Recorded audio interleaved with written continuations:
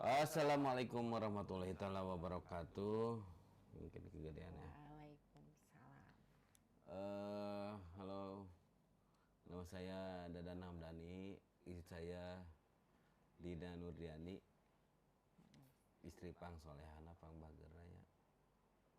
Jadi, ini mau cerita sedikit. Sekitar 1 bulan yang lalu, tepatnya tanggal 11 Juni 2026, saya tuh terkena serangan zombie atau stroke yang memang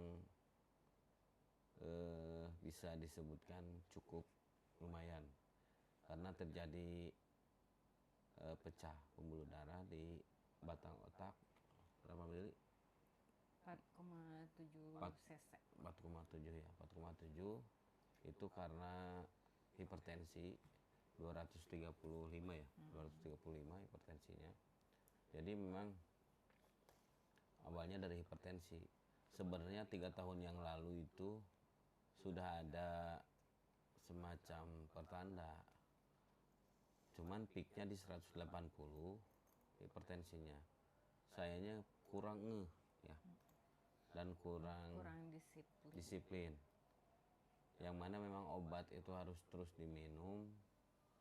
Tapi karena bandel selalu merasa kuat, merasa tangguh Nggak mungkin. sakit. Merasa kuat intinya. Jadi jarang minum obat, walaupun memang sering kerasa gitu bahwa ya hipertensi itu kan pasti ada tandanya gitu, entah itu sakit di kepala ataupun migrain gitu, seperti itu kurang lebih. Nah, terjadi peaknya itu kemarin 235. Awalnya pagi hari itu belum sarapan, jam 1 lebihan, hampir setengah 2 itu baru sarapan ya, baru makan. Nah, setelah makan itu terjadi muntah-muntah. Makan apa? Nah, penyebabnya pemantiknya itu nggak seberapa ikan teri, jadi makan asin lah ya. Jadi ya emang penyebab hipertensi itu yang bisa mancing atau mantiknya itu ikan asin ya salah satunya. Gara-gara makan ikan asin hingga pas bangun setelah makan itu rasa pusing. Nah, terjadilah muntah-muntah.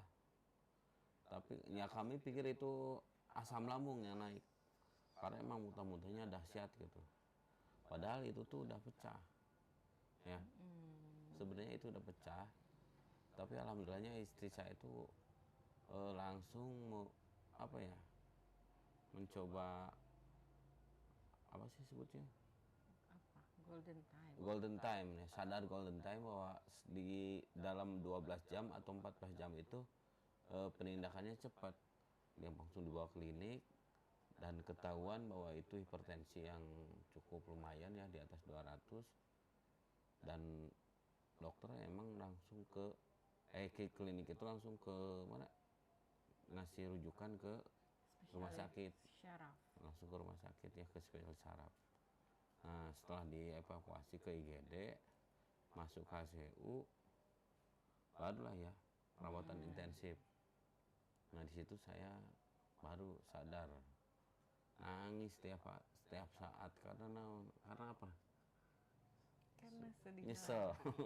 Jadi penyesalan itu datangnya emang terakhir. Jadi emang merasa nyesel itu setelah kejadian ya. Satu, nyesel nggak nurut medis. Ada medis yang memang sering ingetin harus minum obat. Terus termasuk itu saya jangan begadang, jangan terlalu banyak begadang, merokok dan lain-lain. Karena secara pribadi ngerasa bersalah gitu, nggak nurut. Jadi kerjaannya nangis dan nangis. Nangis tuh nangis bukan sedih tapi emang nyesel gitu. Nyesel sampai akhirnya hasil CT scan mengatakan dokter saraf tuh terjadi pecah pembuluh darah 4,7. Terus posisinya di batang otak yang memang susah untuk ditindak secara operasi. Harus dibiarkan meresap Ya, sendiri. Itu kan Selama 3 pasti minggu. prosesnya butuh waktu ya. Nah, setelah dipersilahkan pulang itu di rumah tuh masih kerasa semacam vertigo. Jadi vertigonya tuh misalkan saya ngadap sini terus muter ke kiri aja kerasa perubahan itu, pusingnya tuh bener-bener pusing. Terus mata masih belum bisa jelas ngeliat gitu. Muntah. Dan muntah-muntah terus. Jadi pokoknya emang belum ada yang berubah, belum ada perubahan yang signifikan. Akhirnya dibawa ke alternatif ya.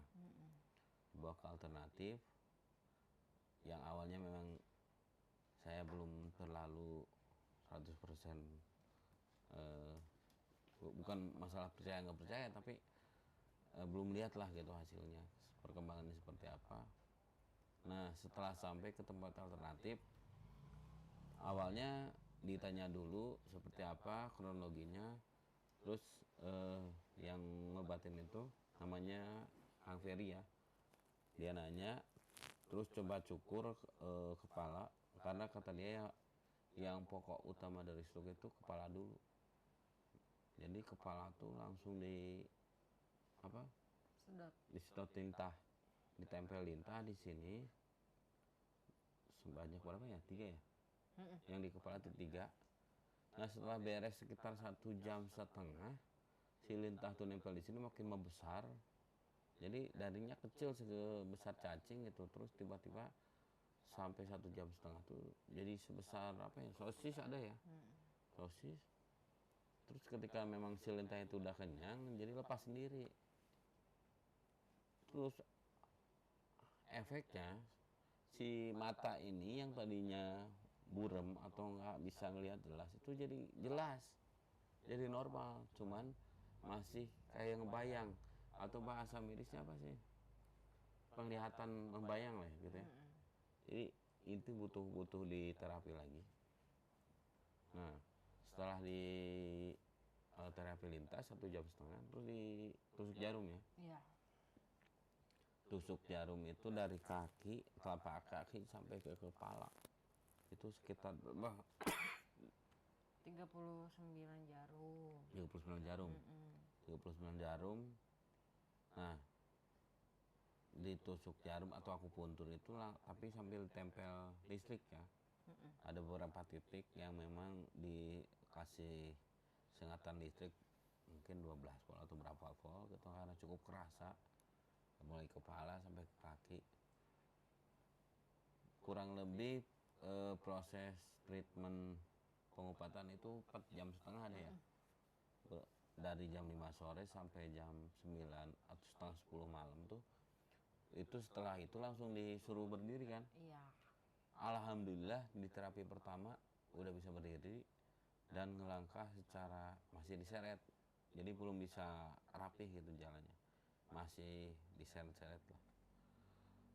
Nah, Ngomongnya juga kan masih ya ngomongnya masih Pelo. pelo, ngomongnya masih pelo karena memang yang diutamain itu otak dulu, otak sama kaki.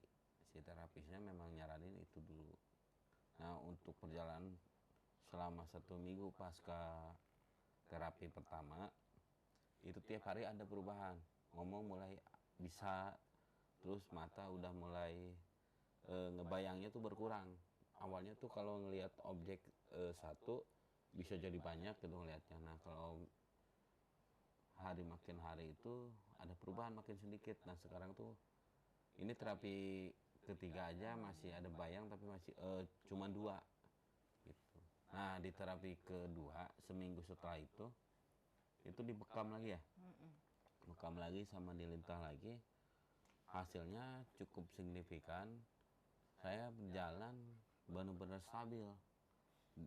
Nanti videonya dilihatin, itu jalan itu benar-benar normal kayak orang emang kayak saya waktu masih sehat lah, sebelum serangan itu. Jadi jalannya normal. Nah, itu juga dikasih waktu 1 minggu lagi ya, 1 minggu lagi, terus terapi lagi, terapi Fokus ke ketiga. ngomong. Terus terapi bicara sama terapi ini tangan, karena tangan tuh di terapi ke 1 kedua tuh belum disentuh apa-apa, jadi masih kebas. Tadinya eh, kebas tuh kan setengah ya. Nah di terapi ke satu kedua tuh tangan masih kebas karena belum diapa-apain kan, karena dia utamain tuh kepala sama kaki. Nah di terapi ketiga baru tangan ditangani ya. Di tangan ditangani dipasang lintah di sini berapa ya? Waktu terakhir 2 ya. 2 langsung terus jarum juga. Fokus ke tangan lah. Karena saya pikir tanggal 15 ini kan sekolah. Saya bilang ke si A-nya, ke Kang Wirnya, saya gimana nanti belajar nulis gitu kan. Karena tangan tuh masih kaku gitu. Ini sebenarnya udah cepat speednya. Awal-awal masih masih pelan gitu. Nah, sekarang pun kalau motorik halus belum sehalus dulu waktu sehat lah. Nah, gitu. Jadi intinya stroke itu bisa menyerang ke siapa aja ya. Baik itu awalnya gara-gara darah tinggi, diabetes, asam urat, sama apapun. Ada juga kejadian stroke tanpa aba-aba. Yang teman kita bilang ya, ibunya tiba-tiba lagi kerja langsung bengok atau apa sih? Pelo sama wajahnya berubah lah. Ada yang kayak gitu. Tidak ada indikasi apa-apa ya sampai sekarang stroke gitu. Emang hati-hati lah. Jadi kadang dari makanan, kadang dari yang paling pokok, katanya emang dari paling cepat tuh dari pikiran. Terlalu banyak pikir, terlalu banyak beban pikiran itu kadang-kadang bisa memicu atau ya intinya lebih baik kelola stresnya lebih bagus lagi, lebih baik lagi. Kalau masalah makanan, masalah kesehatan lainnya bisa dikonsul, bisa bisa diobatin sejak dini ya. Yang namanya stres itu, pengelolaan stres itu cukup sulit emang. Itu nggak bisa apa ya, karena yang namanya stroke itu ya istilahnya nggak diminta nggak diminta nggak apa ya, semacam gimana sih bahasanya, namun bahasa Sunda mah tementa ente ngimpi-ngimpi acan gitu. Saya juga nggak tahu, tiba-tiba pagi-pagi masih normal, masih ke sekolah, masih ke SMP, masih daftarin anak-anak, tiba-tiba 1:30 kejadian. Banyak orang yang kaget emang, orang yang kaget banyak. Tapi alhamdulillah di minggu ketiga atau minggu keempat ini alhamdulillah udah sehat lagi, udah normal lagi, dengan sangat menjaga makanan, sangat menjaga istirahat. Tinggal jangan begadang yang tidak perlu. Ya intinya jangan saya menyesal. Saya tuh nangis tuh bukan karena sedih, bukan apa ya, nyesal aja gitu. Nyesal nggak nurut sama istri, nyesal nggak nurut sama rekan yang memang ahli kesehatan gitu ya, nyesel. Karena mau nggak mau harus ngikutin pola yang hidup sehat itu. Emang disebut mahal ya kan, disebut mahal tuh mahal, nggak ada yang murah ya. Intinya hidup sehat itu harus bukan apa ya, intinya harus sehat. Karena memang mau nggak mau harus menjaga kesehatan, kayak investasi lah ya. Bener gak? Ya segini aja lah. Kalau misalkan ada sharing mau pertanyaan tentang gimana, atau misalkan pengobatannya di mana, bisa kontak ke saya langsung. Karena jujur terapisnya aja masih bingung dengan kejadian saya hipertensi 235 dan pecah 4,7 itu. Di terapi 2 kali udah bisa jalan, si terapisnya juga bingung ya, sampai ngomong berkali-kali termasuk cepat. Karena pengalamannya beliau ngobatin yang pecah itu biasanya sampai 6 kali pertemuan ya, 6 kali 1 minggu aja berarti sekitar sebulan setengah ya. kurang lebih sebulan setengah ini saya baru 2 minggu alhamdulillah udah bisa siap daftar maraton Bandung ke Jogja ke Patihan tapi Nun istri saya yang mendampingi saya selama 1 bulan ini dari awal kejadian di rumah sakit tanpa gantian selama seminggu, terus antar jemput terapi setiap minggunya, ini yang selalu dampingin saya. Pokoknya saya berterima kasih sekali. Sama-sama. Ya, kalau mau tanya-tanya tentang terapi atau tentang apa metode pengobatan dan lain-lain, boleh sharing-sharing tanya-tanya ya. Oke, terima kasih. Assalamualaikum warahmatullahi wabarakatuh.